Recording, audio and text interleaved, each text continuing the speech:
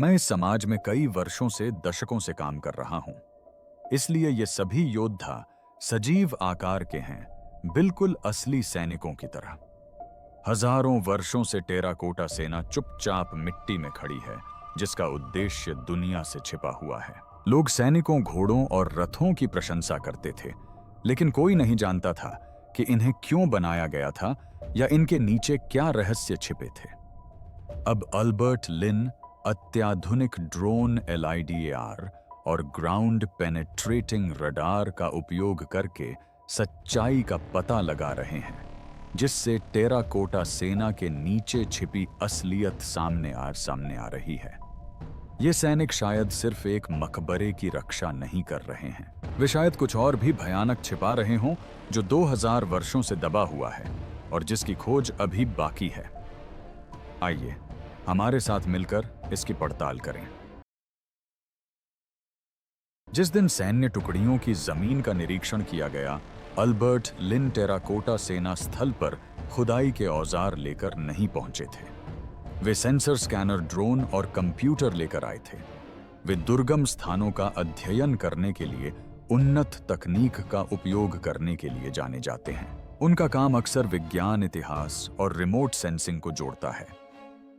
वे फावड़े से जमीन खोदने के बजाय मिट्टी के नीचे छिपी चीजों का अध्ययन उन मशीनों की मदद से करते हैं जो मिट्टी के आर पार देख सकती हैं। शानक्सी प्रांत में स्थित टेराकोटा आर्मी स्थल दुनिया के सबसे संरक्षित पुरातात्विक स्थलों में से एक है। मिट्टी के हजारों योद्धाओं वाले प्रसिद्ध गड्ढे चीन के प्रथम सम्राट किन शी हुआंग से जुड़े एक विशाल दफन परिसर का मात्र एक छोटा सा हिस्सा है। कई वर्षों से केंद्रीय टीले के आसपास के बड़े क्षेत्र खुदाई के लिए बंद रहे हैं। इसका कारण सरल है, पुरातत्वविद दबी हुई चीजों को नुकसान पहुंचाने से बचना चाहते हैं। वे तब तक इंतजार करना चाहते हैं जब तक कि तकनीक इतनी उन्नत न हो जाए कि भूमिगत संरचनाओं का सुरक्षित रूप से अध्ययन किया जा सके। यहीं पर अल्बर्ट लिन का दृष्टिकोण महत्वपूर्ण हो जाता है। वे गैर आक्रामक अन्वेषण में विशेषज्ञ हैं। इसका अर्थ है प्राचीन स्थलों का अध्ययन बिना खुदाई किए करना। उनकी टीम पृथ्वी को ऊपर से और सतह से स्कैन करने के लिए डिजाइन किए गए उपकरण लेकर आई थी। इन उपकरणों का उपयोग अक्सर पर्यावरण विज्ञान, भूविज्ञान और यहां तक कि सैन्य मानचित्रण जैसे क्षेत्रों में किया जाता है।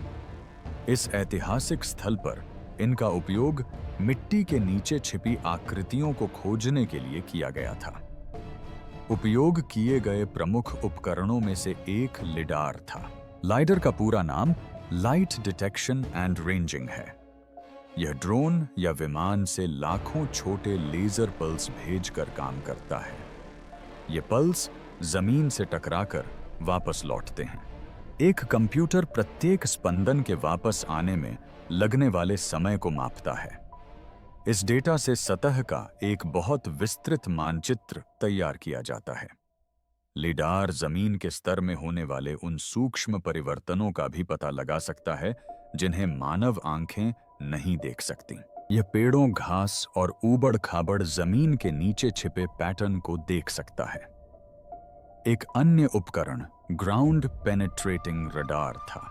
यह उपकरण मिट्टी में रेडियो तरंगें भेजता है। जब ये तरंगें किसी ठोस वस्तु जैसे पत्थर, ईंट या खाली जगह से टकराती हैं, तो वे सेंसर तक वापस लौट आती हैं। लौटते हुए सिग्नल नीचे मौजूद चीजों की एक तस्वीर बनाते हैं। इससे एक स्पष्ट तस्वीर तो नहीं बनती, लेकिन इसमें ऐसी रूपरेखाएं, परतें और आकृतियां दिखाई देती हैं जो स्वाभाविक रूप से भूमिगत नहीं होनी चाहिए। इन सेंसरों को ले जाने में ड्रोनों ने अहम भूमिका निभाई। संरक्षित क्षेत्रों के ऊपर उड़ान भरने से टीम को प्रतिबंधित क्षेत्रों में प्रवेश किए बिना डेटा एकत्र करने में मदद मिली। यह तरीका बहुत महत्वपूर्ण था क्योंकि समाधि परिसर के कई हिस्सों में स्वतंत्र रूप से चलना प्रतिबंधित है। अधिकारियों द्वारा इस स्थल पर कड़ी निगरानी रखी जाती है। हर गतिविधि पर नजर रखी जाती है। हर स्कैन के लिए अनुमति आवश्यक है। उपकरणों की सावधानी पूर्वक जांच की जाती है। कुछ क्षेत्रों के ऊपर उड़ान भरना आमतौर पर पूरी तरह प्रतिबंधित होता है। सुरक्षा और निगरानी की मौजूदगी से कार्य वातावरण तनावपूर्ण बना रहता है। टीम अपनी मर्जी से कहीं भी नहीं जा सकती थी। उन्हें हर स्कैन से पहले अनुमति लेनी पड़ती थी। अधिकारी मॉनिटर और उपकरणों पर कड़ी नजर रखते थे। यह अविश्वास के कारण नहीं, बल्कि उस स्थान के सांस्कृतिक और ऐतिहासिक महत्व के कारण था। सरकार इस स्थल को राष्ट्रीय धरोहर मानती है और इसे नुकसान से बचाना अनिवार्य समझती है। स्कैन शुरू होने पर शुरुआती परिणाम सामान्य प्रतीत हुए। रडार ने उन झात गड्ढों को दिखाया जहां मिट्टी के सैनिकों की मूर्तियां खड़ी थीं। इसने उन क्षेत्रों को भी दिखाया जिन्हें पुरातत्वविदों ने पहले ही मानचित्रित कर लिया था। लेकिन जैसे जैसे अधिक डेटा प्राप्त हुआ, पैटर्न बदलने लगे।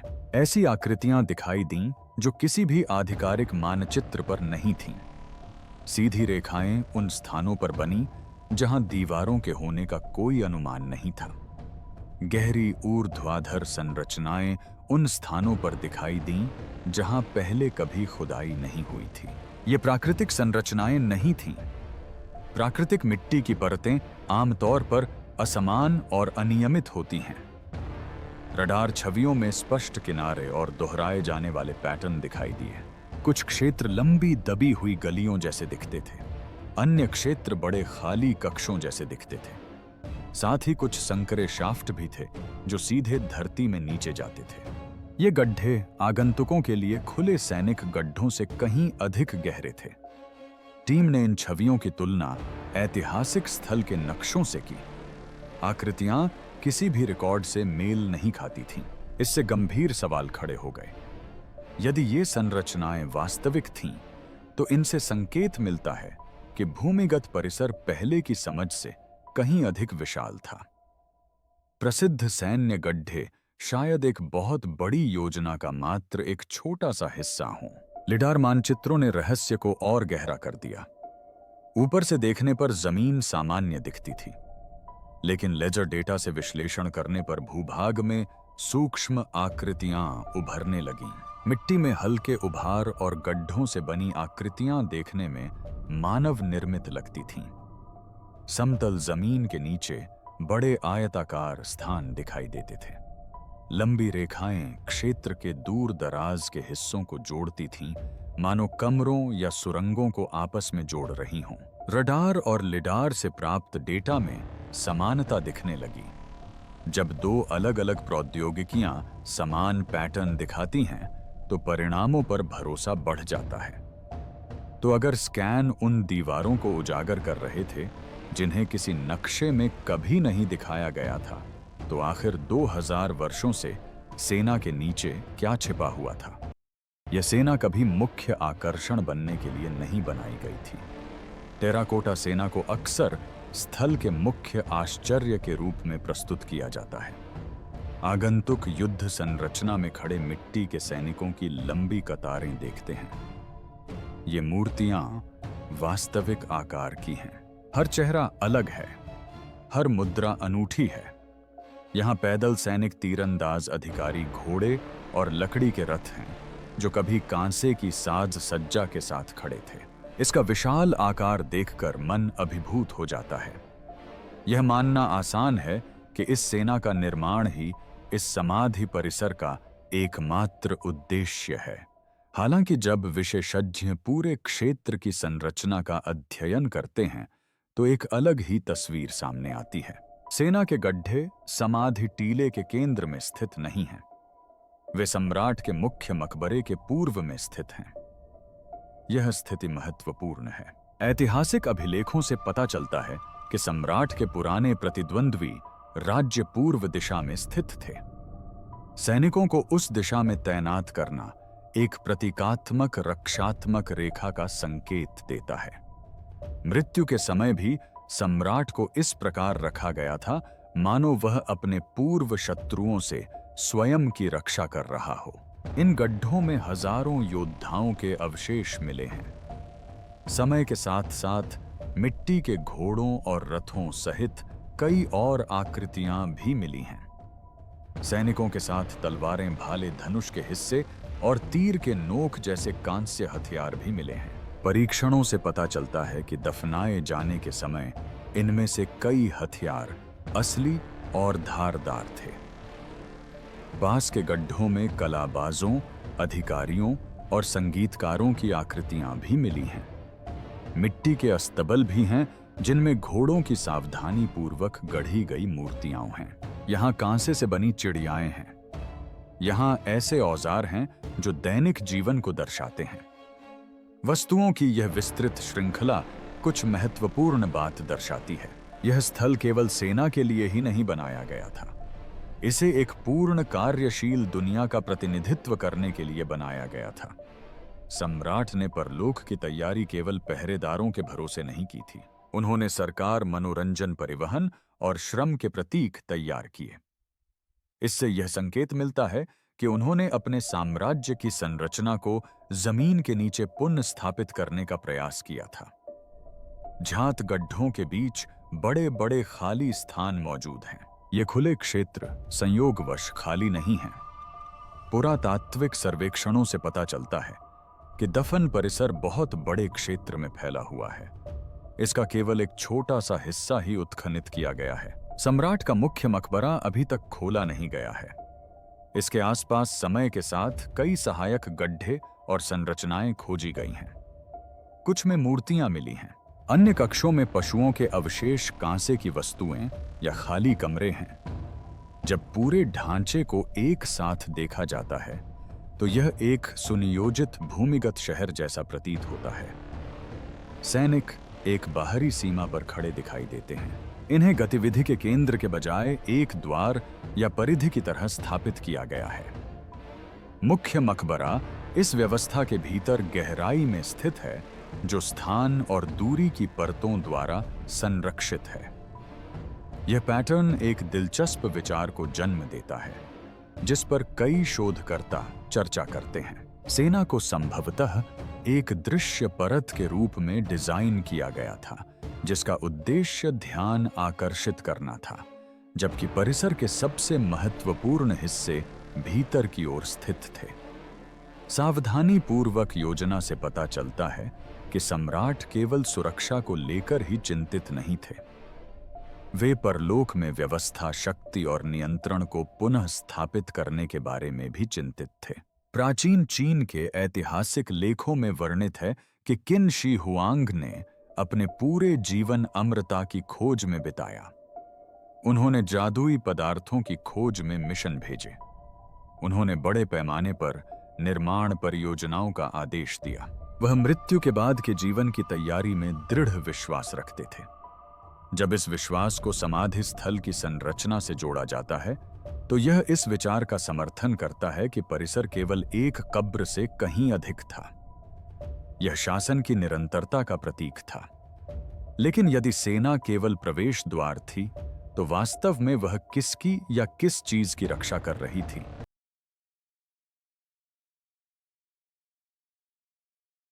ऐसी आकृतियां जिनका अस्तित्व नहीं होना चाहिए। जैसे जैसे ग्राउंड स्कैनिंग तकनीक में सुधार हो रहा है, शोधकर्ता बिना खुदाई किए मिट्टी के नीचे छिपी चीजों का अध्ययन करने में सक्षम हो रहे हैं। टेराकोटा आर्मी स्थल के आसपास कई वर्षों से ग्राउंड पेनेट्रेटिंग रडार और अन्य सर्वेक्षण उपकरणों का उपयोग किया जा रहा है। ये उपकरण पुरातत्वविदों को स्थल की सुरक्षा करते हुए भूमिगत संरचनाओं को समझने में मदद करते हैं। रडार छवियों से स्पष्ट चित्र नहीं मिलते। इसके बजाय वे मिट्टी में रूपरेखा, घनत्व और परतों को दर्शाते हैं। सीधी रेखाएं अक्सर दीवारों या गलियारों को दर्शाती हैं। बड़े गहरे क्षेत्र खाली जगहों या भरे हुए गड्ढों को दर्शा सकते हैं। इन चित्रों का ध्यानपूर्वक अध्ययन करने पर ऐसे पैटर्न दिखाई देने लगते हैं जो प्राकृतिक नहीं होते। सैनिकों के गड्ढों के नीचे और आसपास रडार स्कैन से ऐसे क्षेत्र दिखाई दिए हैं जहां की मिट्टी बुरी तरह से क्षतिग्रस्त दिखती है। पुरातत्व में क्षतिग्रस्त मिट्टी का अर्थ है कि अतीत में जमीन को हिलाया गया है, भरा गया है या उसमें बदलाव किया गया है। ऐसा तब हो सकता है जब गड्ढे खोदे जाते हैं, सुरंगें बनाई जाती हैं या सामग्री को दफनाया जाता है। इन क्षेत्रों में प्राकृतिक रूप से समय के साथ बनने वाली चिकनी परतें नहीं होती हैं। इनमें से कुछ भूमिगत आकृतियां अनियमित गड्ढों या भरी हुई खाइयों जैसी दिखती हैं। इनका आकार कमरों जैसा नहीं होता। इनका आकार योजनाबद्ध कक्षों जैसा नहीं है। ये ऐसे क्षेत्र प्रतीत होते हैं जहां बड़ी मात्रा में मिट्टी को तेजी से हटाया गया और फिर से ढक दिया गया। इस प्रकार का पैटर्न शोधकर्ताओं के लिए प्रश्न चिन्ह खड़े करता है। सम्राट की मृत्यु के बहुत बाद लिखे गए प्राचीन ऐतिहासिक ग्रंथों में दावा किया गया है कि मकबरे परिसर के निर्माण में कई मजदूर शामिल थे। कुछ लेखों में यह भी कहा गया है कि निर्माण को गुप्त रखने के लिए सख्त नियंत्रण रखा गया था। यहां तक कि यह भी दावा किया गया है कि कुछ हिस्सों के पूरा होने के बाद मजदूरों को परिसर छोड़ने की अनुमति नहीं थी। इन विवरणों पर इतिहासकारों के बीच बहस होती है, लेकिन ये ऐतिहासिक चर्चा का हिस्सा बने रहते हैं। परिसर के अन्य भागों से मिले पुरातात्विक साक्ष्य दफन गड्ढों में मानव अवशेषों को दर्शाते हैं। ये दफन स्थल हमेशा सावधानी पूर्वक व्यवस्थित नहीं होते हैं। कुछ इमारतें जल्दबाजी में बनी हुई प्रतीत होती हैं। अन्य इमारतें कार्य क्षेत्रों के निकट स्थित हैं। इससे संकेत मिलता है कि बड़ी संख्या में मजदूर और निर्माण कर्मी मौजूद थे और निर्माण के दौरान उनमें से कुछ की मृत्यु स्थल के पास ही हो गई। मिट्टी के अध्ययन से कभी-कभी मिश्रित परतें सामने आती हैं, जहां विभिन्न पदार्थ एक साथ जमा हो जाते हैं। ऐसा गड्ढों के धंसने या बड़ी मात्रा में मिट्टी को गड्ढे में वापस डालने पर हो सकता है। इन मिश्रित परतों में हड्डी के छोटे-छोटे टुकड़े भी हो सकते हैं। हालांकि सैनिकों के गड्ढों के ठीक नीचे बड़े पैमाने पर सामूहिक दफन के स्पष्ट प्रमाण खुदाई से पुष्ट नहीं हुए हैं।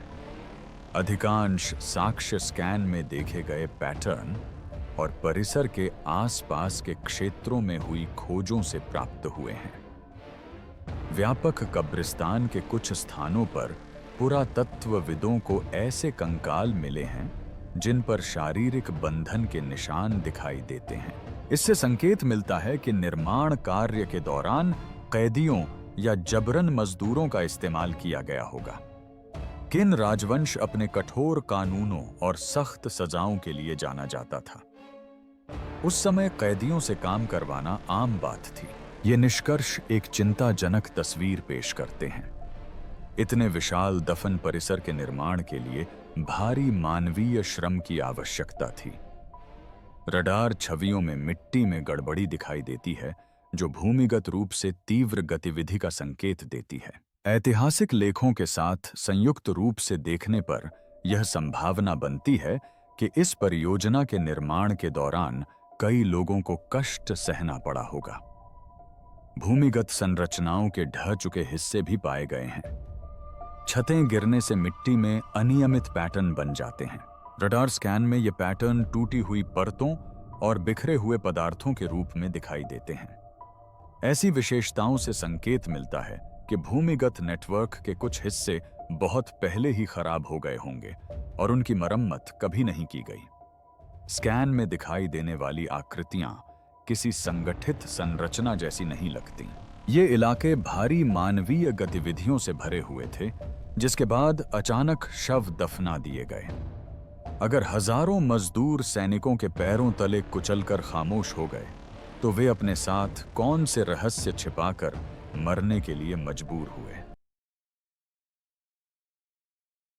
सुरंगें, जाल और पिरामिड कोई देख नहीं सकता। किन शी हुआंग का मकबरा किसी साधारण कब्र की तरह नहीं बनाया गया था। इसे परतों, दूरी और सुरक्षा को ध्यान में रखकर बनाया गया था। शोधकर्ता आधुनिक स्कैनिंग उपकरणों का उपयोग करके जितना गहराई से इस स्थल का अध्ययन करते हैं, उतना ही यह एक साधारण विश्राम स्थल के बजाय एक किलेबंद भूमिगत संरचना जैसा प्रतीत होने लगता है। ग्राउंड पेनिट्रेटिंग रडार ने ज्ञात गड्ढों के आसपास की मिट्टी के नीचे कई गहरी ऊर्ध्वाधर संरचनाएं दिखाई हैं। ये संरचनाएं संकरे शाफ्ट के रूप में दिखाई देती हैं, जो सैनिक कक्षों के स्तर से काफी नीचे तक जाती हैं।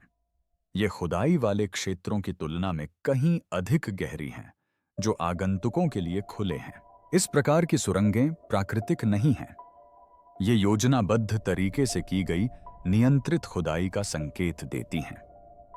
इन ऊर्ध्वाधर संरचनाओं का उपयोग कई उद्देश्यों के लिए किया गया होगा। प्राचीन निर्माण में निर्माण के दौरान वेंटिलेशन, जल निकासी या पहुंच के लिए कभी-कभी शाफ्ट का उपयोग किया जाता था। इनका उपयोग गुप्त मार्गों के रूप में या भूमिगत रूप से सामग्री ले जाने के लिए भी किया जा सकता था। इन शाफ्ट की गहराई से पता चलता है कि निर्माणकर्ताओं ने सतह से नीचे कई स्तरों पर काम किया था, न कि केवल उथले गड्ढों में। रडार स्कैन से ज्ञात संरचनाओं के काफी नीचे खोखले स्थान दिखाई देते हैं। ये हवा के बुलबुले या रिक्त स्थान प्रतीत होते हैं, जो खोदे गए गड्ढों की बनावट से मेल नहीं खाते। इनमें से कुछ रिक्त स्थान लंबे और संकरे हैं, कुछ अन्य चौड़े और आयताकार हैं। वे सुरंगों और कक्षों की तरह दिखते हैं, जिन्हें कभी खोला नहीं गया है। सम्राट की मृत्यु के कई वर्षों बाद लिखे गए प्राचीन ऐतिहासिक अभिलेखों में मकबरे के अंदर लगाए गए यांत्रिक जालों का वर्णन मिलता है। इन लेखों में घुसपैठियों पर स्वचालित रूप से तीर चलाने के लिए तैयार धनुषों का उल्लेख है। हालांकि ऐसे उपकरणों की लकड़ी और रस्सी बहुत पहले ही सड़ चुकी होती, लेकिन कांसे के हिस्से बचे रह सकते थे।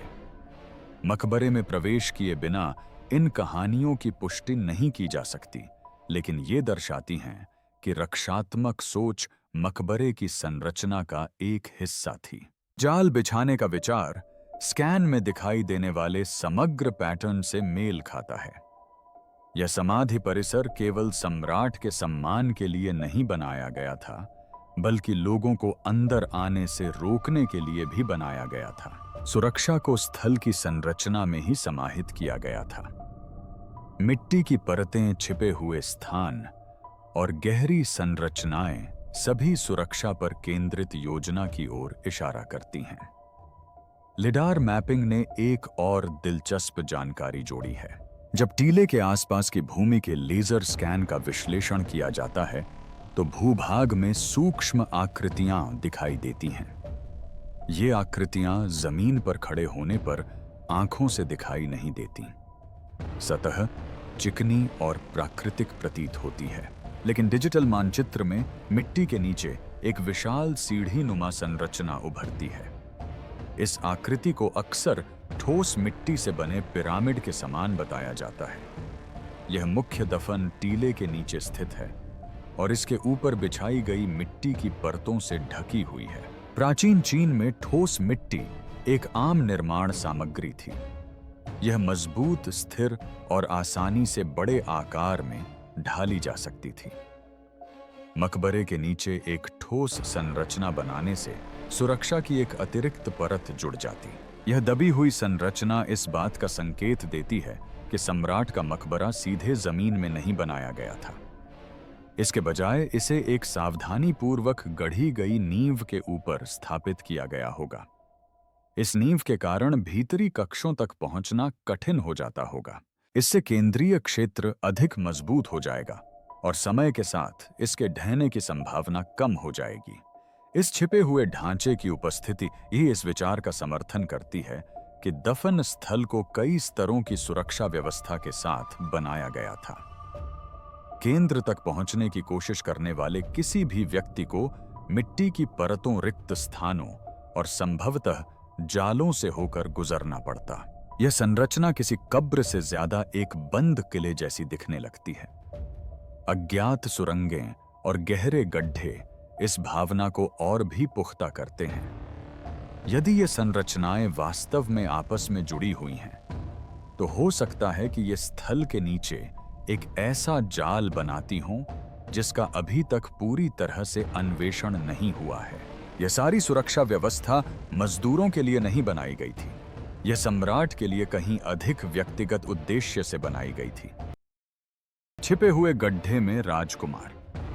दफन परिसर के आसपास की कई खोजों में से कुछ सबसे चौंकाने वाली खोजें असामान्य परिस्थितियों में पाए गए मानव अवशेषों से संबंधित हैं। हालांकि इस क्षेत्र में पाए गए कई कंकाल श्रमिकों या मजदूरों के प्रतीत होते हैं, लेकिन कुछ दुर्लभ मामले ऐसे भी हैं जहां दफन स्थल बहुत अलग दिखते हैं। ऐसे ही एक मामले में व्यापक स्थल के कुछ हिस्सों का अध्ययन कर रहे पुरातत्वविदों को एक कंकाल असामान्य रूप से सावधानीपूर्वक रखा हुआ मिला। ये हड्डियां एक युवा पुरुष की थीं। शव को करीने से रखा गया था, अन्य शवों की तरह गड्ढे में नहीं फेंका गया था।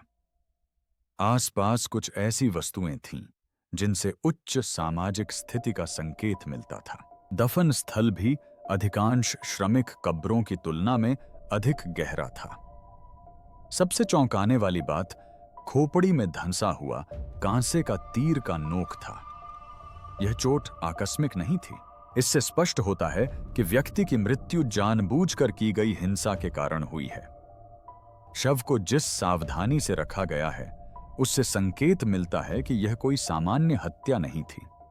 यह संभवतः सुनियोजित तरीके से और विधिपूर्वक की गई थी। ऐतिहासिक अभिलेखों से पता चलता है कि किन शी हुआंग के कई पुत्र थे।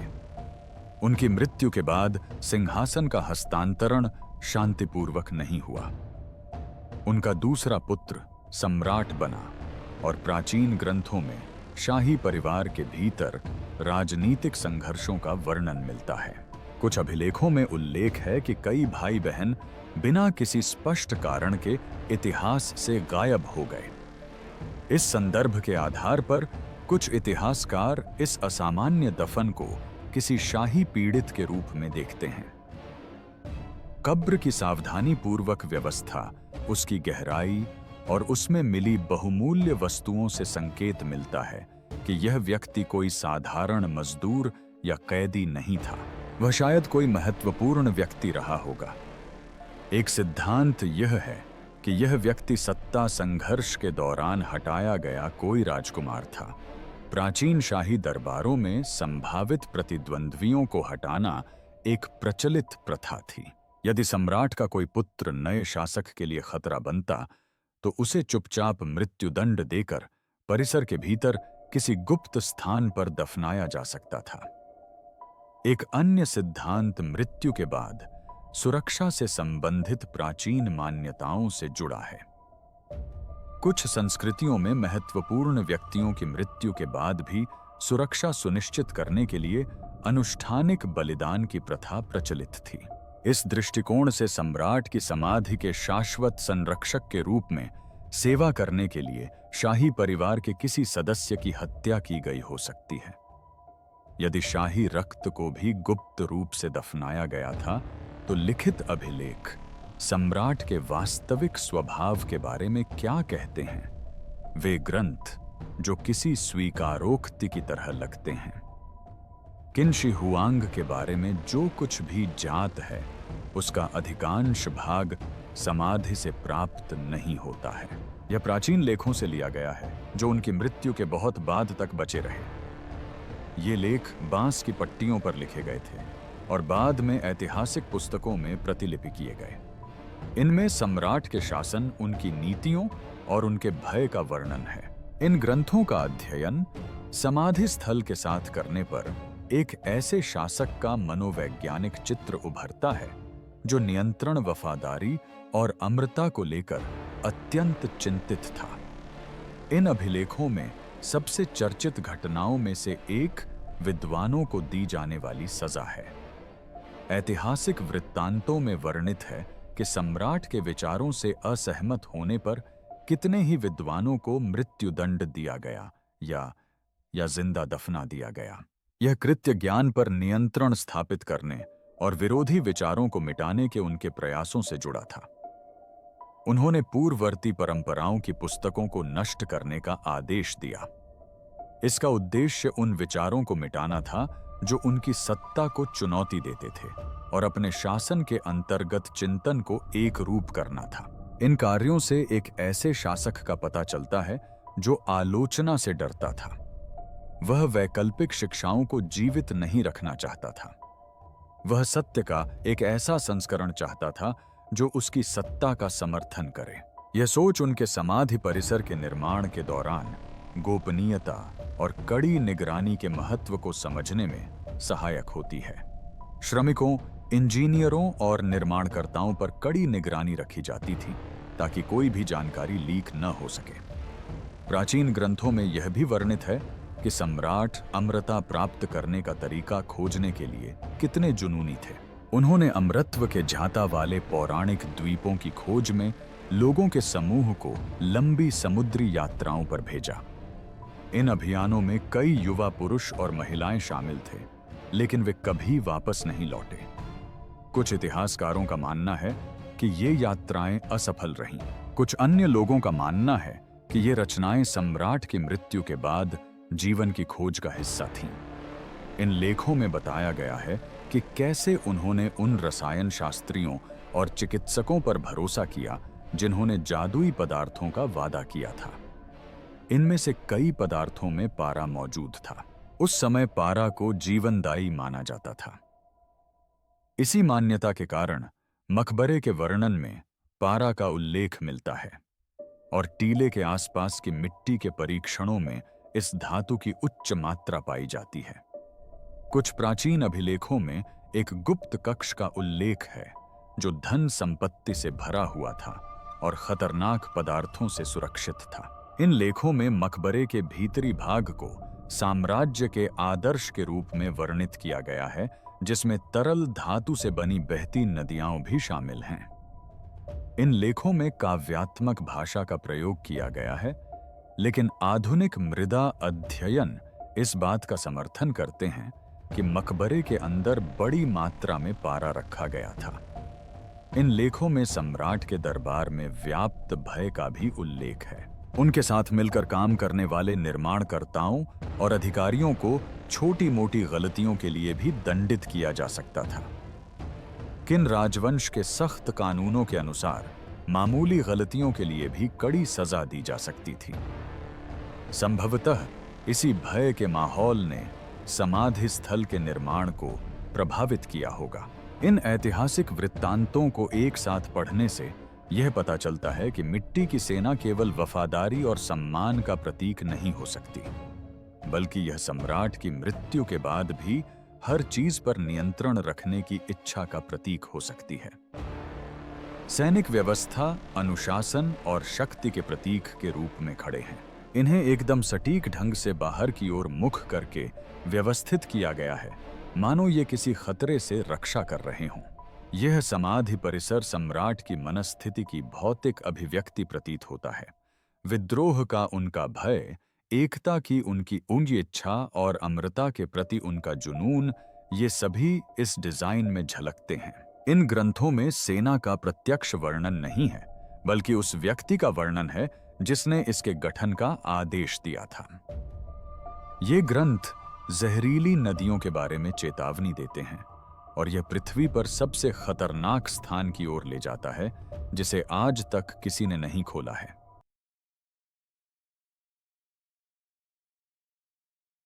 वह मकबरा जिसे खोलने की हिम्मत कोई नहीं करता। पूरे कब्रिस्तान परिसर के केंद्र में सम्राट का मुख्य मकबरा स्थित है। मिट्टी के इस टीले को आज तक खोला नहीं गया है। पुरातत्वविदों को पता है कि यह कहां स्थित है, लेकिन उन्होंने इसे सील बंद ही रखने का विकल्प चुना है। इसका कारण केवल रहस्य ही नहीं है, यह विज्ञान, सुरक्षा और संरक्षण से जुड़ा है। टीले के आसपास से लिए गए मिट्टी के नमूनों के परीक्षण में पारे का स्तर बहुत अधिक पाया गया है। ये स्तर जमीन में प्राकृतिक रूप से पाए जाने वाले स्तरों से कहीं अधिक हैं। यह मकबरे के अंदर तरल पारे से बनी नदियों के प्राचीन वर्णनों का समर्थन करता है। उस समय पारे को जीवन और अमृता से जुड़ा पदार्थ आना जाता था। आज इसे एक खतरनाक विष माना जाता है। यदि सीलबंद कक्ष में बड़ी मात्रा में पारा मौजूद है तो उसे खोलने से जहरीली वाष्प हवा में फैल सकती है। यह वाष्प आसपास के किसी भी व्यक्ति को नुकसान पहुंचा सकती है। 2000 से अधिक वर्षों के बाद मकबरे के अंदर का दबाव बाहरी हवा के संपर्क में आने पर अचानक परिवर्तन ला सकता है। एक और गंभीर समस्या है। पुरातत्वविदों ने अतीत के अनुभवों से सीखा है कि सीलबंद प्राचीन स्थानों को खोलने से नाजुक सामग्री नष्ट हो सकती है। 1980 के दशक में जब सैनिकों की छोटी छोटी कब्रें खोली गईं, तो मूर्तियों पर लगा चमकीला रंग कुछ ही मिनटों में उतरने लगा। ये रंग सदियों से स्थिर वातावरण में सुरक्षित थे। हवा के संपर्क में आने से इन्हें तेजी से नुकसान पहुंचा। विशेषज्ञों को आशंका है कि सम्राट के मुख्य मकबरे में लकड़ी की संरचनाएं, रेशमी कपड़े, चित्रकारी और अन्य सामग्रियां हो सकती हैं जो खुले में आने पर तुरंत नष्ट हो जाएंगी। एक बार क्षतिग्रस्त होने पर इन वस्तुओं को कभी भी पुनर्स्थापित नहीं किया जा सकेगा। बेहतर संरक्षण तकनीक के आने का इंतजार करना जल्दबाजी में खोज करने से कहीं अधिक सुरक्षित माना जाता है। टीले के आधुनिक स्कैन से एक और दिलचस्प बात सामने आई है। सतह के नीचे रडार और अन्य उपकरणों ने एक बहुत बड़े खाली स्थान का पता लगाया है। यह स्थान कई मंजिलों जितना ऊंचा प्रतीत होता है। यह टीले के ठीक केंद्र के नीचे स्थित है, जहां सम्राट का मकबरा माना जाता है। लेकिन पारा और जाल भी इस कहानी का सबसे भयावह पहलू नहीं हो सकते, क्योंकि एक और सिद्धांत है जो मिट्टी के सैनिकों को देखने का हमारा नजरिया बदल देता है। क्या ये सैनिक स्वयं अपराध का हिस्सा हैं? टेराकोटा के सैनिक अपनी बारीकी, आकार और संख्या के लिए प्रसिद्ध हैं। प्रत्येक मूर्ति मिट्टी से बनी थी, जिसे हाथों से आकार दिया गया, भट्टी में पकाया गया और चमकीले रंगों से रंगा गया। अध्ययनों से पता चलता है कि शिल्पकारों ने दफन स्थल के पास पाई जाने वाली स्थानीय सामग्रियों का उपयोग किया था। मिट्टी दूर से नहीं लाई गई थी। यह मिट्टी उसी क्षेत्र के आसपास से ली गई थी जहां गड्ढे, सुरंगें और दफन स्थल खोदे गए थे। यह साधारण तथ्य परिसर के कुछ हिस्सों में पाए गए मानव अवशेषों के साक्ष्य के साथ रखे जाने पर एक असामान्य विचार को जन्म देता है। मिट्टी और दफन की मिट्टी एक ही जमीन से आई थी। मूर्तियां बनाने के लिए सामग्री जुटाने हेतु मजदूर धरती में गहरी खुदाई कर रहे थे। उसी समय पास ही में निर्माण कार्य के लिए गड्ढे और कब्रें बनाई जा रही थीं। ये गतिविधियां कई वर्षों तक एक दूसरे के बेहद करीब चलती रहीं। मिट्टी की मूर्तियों पर किए गए वैज्ञानिक परीक्षणों से यह सिद्ध हो चुका है कि इस सामग्री में स्थानीय मिट्टी में पाए जाने वाले खनिज मौजूद हैं। इससे यह पुष्टि होती है कि मिट्टी विशेष रूप से आयात नहीं की गई थी। इसे आसपास की भूमि से ही एकत्र किया गया था। आधुनिक फोरेंसिक विज्ञान मिट्टी और चिकनी मिट्टी का बहुत बारीकी से अध्ययन करने में सक्षम है। सूक्ष्म कणों का अध्ययन करके वैज्ञानिक यह पहचान सकते हैं कि सामग्री में क्या मिलाया गया है और यह कहां से आई है। दुनिया भर के कई पुरातात्विक स्थलों की मिट्टी में कार्बनिक पदार्थों के छोटे छोटे अंश पाए जाते हैं। इनमें पौधों के अवशेष, आग से निकली राख और उस क्षेत्र में कभी रहने वाले जानवरों या मनुष्यों की हड्डियों के सूक्ष्म टुकड़े शामिल हो सकते हैं। लंबे समय के साथ ये पदार्थ टूटकर प्राकृतिक रूप से मिट्टी में मिल जाते हैं। जब बाद में इस मिट्टी का उपयोग निर्माण या मिट्टी के बर्तन बनाने के लिए किया जाता है, तो ये छोटे छोटे अंश अंतिम उत्पाद में बिना किसी को पता चले रह सकते हैं। इससे एक चिंताजनक लेकिन वास्तविक संभावना सामने आती है। यदि सैनिकों की मूर्तियां बनाने के लिए इस्तेमाल की गई मिट्टी दफन गड्ढों के पास के क्षेत्रों से आई थी, तो उसमें मानव अवशेषों के सूक्ष्म अंश हो सकते हैं। ये अंश आंखों से दिखाई नहीं देंगे। मूर्तियां गढ़ने वाले कारीगरों को शायद इस बात का पता नहीं था। फिर भी मिट्टी में उस जमीन के कण हो सकते थे जहां श्रमिकों या कैदियों को दफनाया गया था। इस विचार का यह मतलब नहीं है कि मूर्तियों में जानबूझकर हड्डियां या राख मिलाई गई थी। जानबूझकर की गई कार्रवाई का कोई सबूत नहीं है। इसके बजाय यह दफन की गई मिट्टी और सेना के लिए इस्तेमाल की गई मिट्टी के बीच एक आकस्मिक संबंध का संकेत देता है। सूक्ष्म खनिज और कार्बनिक विश्लेषण जैसी आधुनिक परीक्षण विधियां भविष्य में इस प्रश्न की अधिक गहराई से जांच कर सकती हैं। प्राचीन चीन की सांस्कृतिक मान्यताएं इस विचार को एक और आयाम प्रदान करती हैं।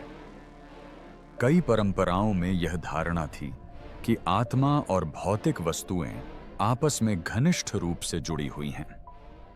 ऐसा माना जाता था कि कब्रों में रखी गई वस्तुओं का अर्थ उनके भौतिक स्वरूप से कहीं अधिक होता है। वे परलोक में मृतकों की सेवा कर सकते थे, वे जीवित प्राणियों का प्रतिनिधित्व कर सकते थे या उनमें प्रतीकात्मक जीवन समाहित हो सकता था। जब इस मान्यता को इस संभावना के साथ जोड़ा जाता है कि मिट्टी मानव अवशेषों से मिश्रित मिट्टी से बनी थी, तो मूर्तियों का एक नया प्रतीकात्मक अर्थ निकल आता है। अब वे केवल कलात्मक रचनाएं नहीं रह गईं, वे उसी धरती से निर्मित वस्तुएं बन गईं जिस पर श्रमिकों और कैदियों के शरीर समाहित थे। स्वयं धरती सैनिकों का हिस्सा बन गई। यह संबंध सेना को देखने के नजरिए को बदल देता है। सैनिकों को केवल सम्राट के रक्षक के रूप में देखने के बजाय उन्हें उस व्यवस्था के हिस्से के रूप में भी देखा जा सकता है जिसने निर्माण के दौरान हुई घटनाओं को छिपाया था। मिट्टी की यह सेना उन क्षेत्रों के ऊपर खड़ी है जहां भीषण श्रम, दंड और मृत्यु जैसी घटनाएं घटी होंगी। ये मूर्तियां सीधे उस इतिहास के ऊपर स्थापित हैं। यह व्यवस्था एक प्रभावशाली छवि प्रस्तुत करती है। सतह पर हजारों मूक आकृतियां खड़ी हैं, जबकि नीचे की भूमि में कई अनसुलझी कहानियां छिपी हैं। अगर सेना का गठन सम्राट की रक्षा के लिए नहीं, बल्कि सच्चाई को हमेशा के लिए दफनाने के लिए किया गया था, तो जमीन के नीचे और क्या छिपा है? अनदेखा। अगर आपको यह वीडियो पसंद आया तो लाइक और सब्सक्राइब करें और अपनी स्क्रीन पर दिखाए गए अगले वीडियो पर क्लिक करें।